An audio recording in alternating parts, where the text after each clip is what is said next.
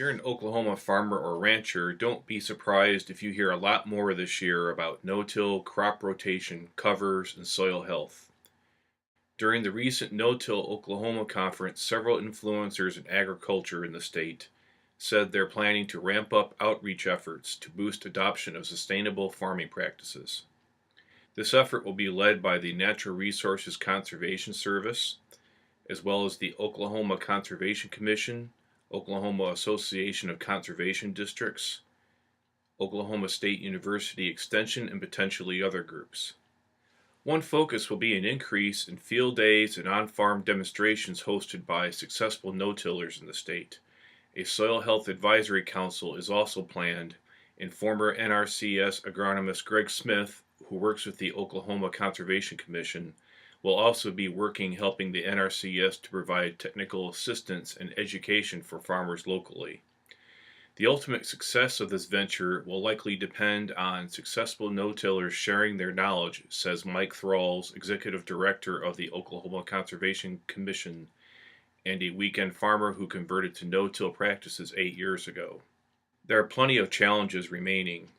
There is still some skepticism about the viability of cover crops due to limited annual rainfall levels in parts of Oklahoma, although local experts seem to feel that covers can help retain as much or more soil moisture than summer fallow. Some no-tillers are working canola into their rotations, but the crop leaves soil relatively bare after harvest. No-tillers need something to cover fields in the summer to keep them from getting too warm, and they need their fields to still be in good shape for wheat planting in the fall. Perhaps the biggest obstacle is changing the mindset of farmers who've been growing continuous wheat in the state for many decades.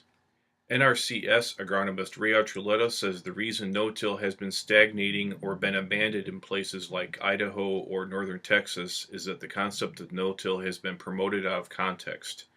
The reduction in tillage alone, he says, hasn't always overcome the effects of continuous monoculture cropping that have depleted the soils and increased the cost for herbicide and insecticide applications in cotton or wheat. What really sells farmers on the idea of no-till, cover crops, and diverse rotations is seeing fellow farmers doing it and succeeding, says Thralls. He expressed some hope of change with the younger farmers in his state.